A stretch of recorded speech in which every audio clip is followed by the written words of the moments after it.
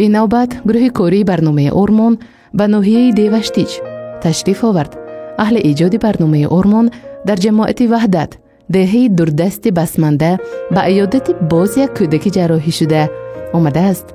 پسرچی 14 ساله خوشروز اشورف تا این مدت 2 مرتبه جراحی گشته است.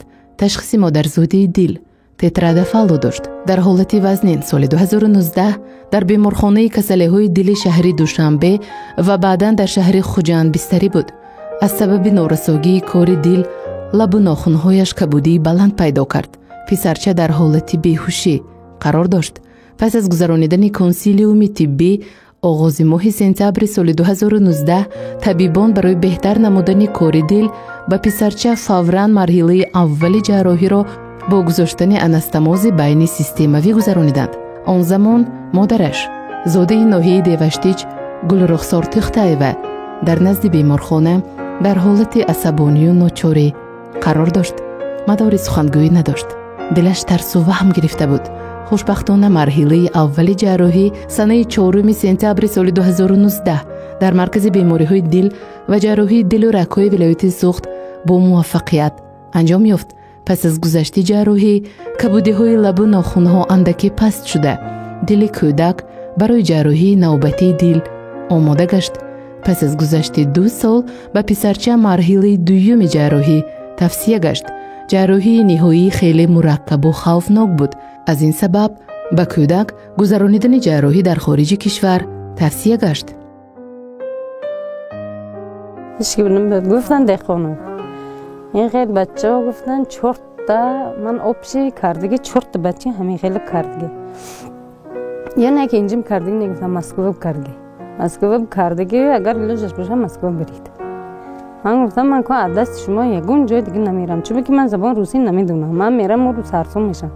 التماس که خودتون کنی گفتم میکنم. گفتن راضی باشتون با میکنم. خفش های گفتن نه که من وای بچه های کردگی من گفتن من تا حال یک گشتیم صحت سلامت نغز اگر شما خواهید من عرضه تیتون میکنم. عرضه دادیم روز شدیم من کردم.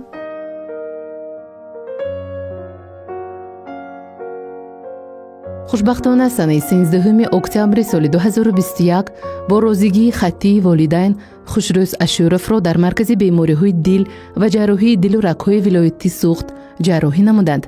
عملیات طبی زیاده از 5 ساعت دوام یافته با موفقیت گذرانیده شد.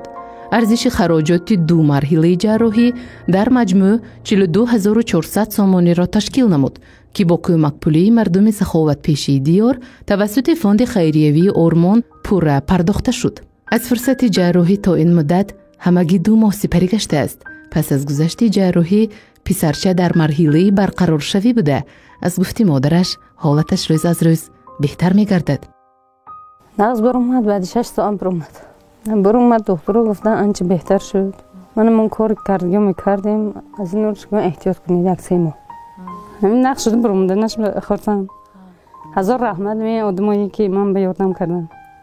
مادرزاد همین کسل بوده. کبد بوده که سونی فهمیدیم ده که مادرزاد بسه دیر فهمیدم. کبد میشد.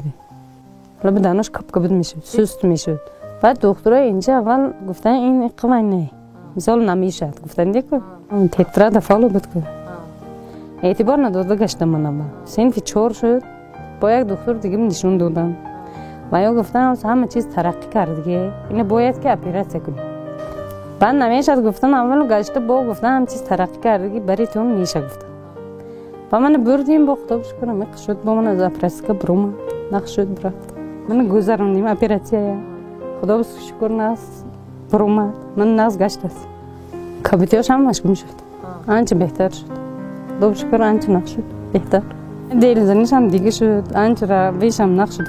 پیش مونده میشد. را میرفت نفسش میگشت. کم در را میگشت دام میگرفت میششت یک پایبه. کبود میشد و گشت با خودش و میشد یک کم تر دام میگرفت. 1-2 منوت 3 منوت دام میگرفت. با میخیست و کم تر را میگشت. مکتب برفتم مونده نقل نمیتونست. با من اپراس کردیم خدا بشکر من آنچه بهتر نقص. هنگاه ازرش آنچه نقص. هزار رحمت آدمایی که من مثلا یاردم کردن. اما نگرده اخدو گرده. نتیجه آنچه بهتر شد نقص شد.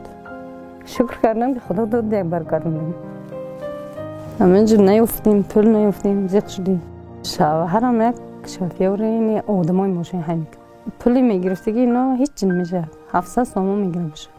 گو 4 تا بچه که خیلی زندگی. رحمت.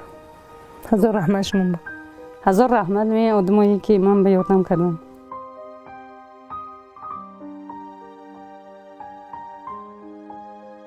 مادر پسرچه گلرخسار تختایوه 14 سال اخیر از بیماری مادرزادی فرزندش خواطر بود. حالا باشد دلش آرام گرفته است. فکری بد از خیالش دور گشته است. دیگر از بیماری خوفناک فرزندش فکر ندارد و به آینده خوشروز با امید نیک نظر میکند. امید داریم که مرحله برقرار شوی نیز برای پسرچه به عوارض میگذرد و جوان در آینده حیاتی سالم و آسوده حالانه به سر میبرد.